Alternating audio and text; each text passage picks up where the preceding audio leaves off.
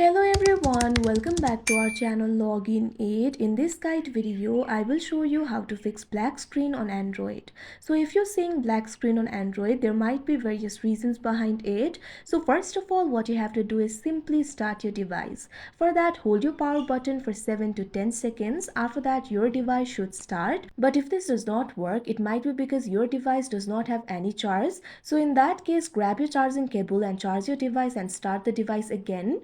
It should fix your problem, but if your problem is still not fixed, try force restarting your device.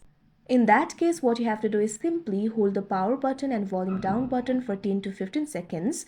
After that, the black screen will be gone and your phone will start. So like this, you'll be able to fix the black screen on Android. So that is how you fix black screen on Android. I hope you found this video helpful. Thank you for watching. Make sure to like, share and subscribe to our channel.